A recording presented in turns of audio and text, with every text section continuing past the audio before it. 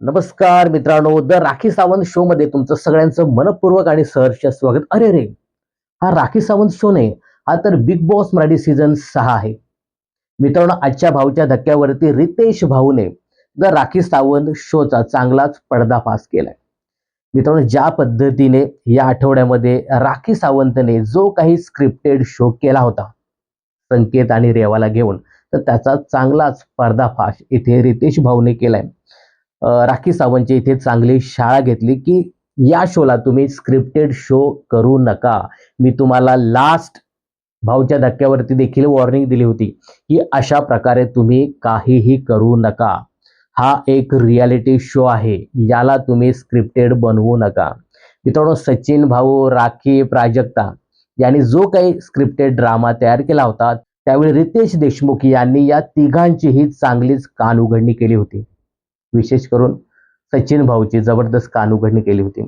आता आज देखील रितेश भाऊ, संकेत, रेवा आणि त्यानंतर विशेष करून आपली राखी सावंत यांची चांगलीच कानउघडणी करते आणि राखी इथे माफी देखील मागताना दिसते, की रितेश भाऊ माझ्याकडनं चुकी झाली, असं काही होणार नाही. यावरती जबरदस्त असे रितेश भाऊ खवळलेले दिसतात. मित्रांनो, राखीचं मला काही तेवढं वाटलं नाही, कारण राखी हे सगळं ती करतच असते स्वतः दिसण्यासाठी आणि बाकीचे जे काही सदस्य नॉमिनेट आहेत त्यांना दाखवण्यासाठी, पुढे येण्यासाठी राखी सगळं हे करत असते.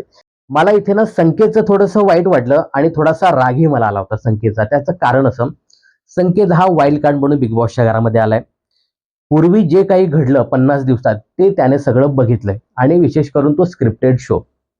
तिथे सचिन भाऊंची किती शाळा घेतली, किती बोललं गेलं. सचिन भाऊने जे काही केलं होतं, पाणी वगैरे फेकणं, तर हे सगळं व्यवस्थित बघून देखील संकेतने पुन्हा इथे माती खाल्ली.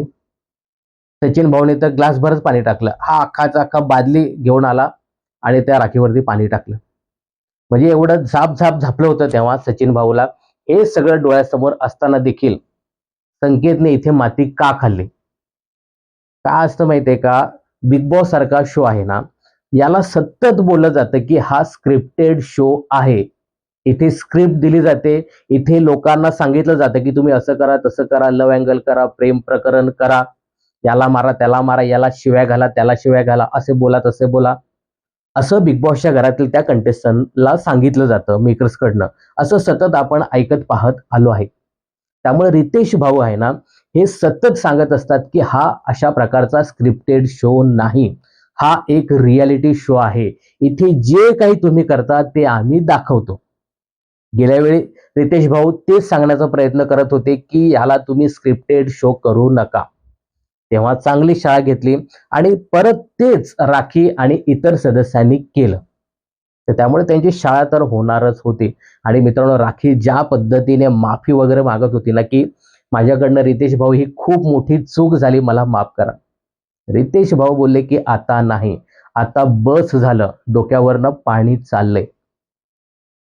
राखी तर काय माफी मागून मोकळे होते. चला झालं ते झालं. पण संकेत हे सगळं पाहून आलाय. संकेतला माहित आहे की याचा काय परिणाम होऊ शकतो. तरी संकेतने हे जे काही केलं ना, ते थोडंसं चुकीचंच केलं.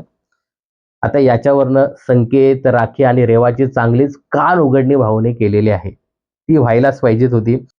तर मित्रांनो, राखी सावंतच्या या स्क्रिप्टेड शोमुळे राखी सावंत सोबत संकेत आणि रेवाची देखील रितेश भाऊनी चांगलीच कान उघडणी केली. याबद्दल तुम्हाला काय सांगायचं हे कमेंट्स करून नक्की सांगा. बिग बॉस आणि मनोरंजन क्षेत्रातील अशाच फिल्मी अपडेट जाणून घेण्यासाठी चॅनल जर सबस्क्राईब केलं नसेल तर जरूर करा.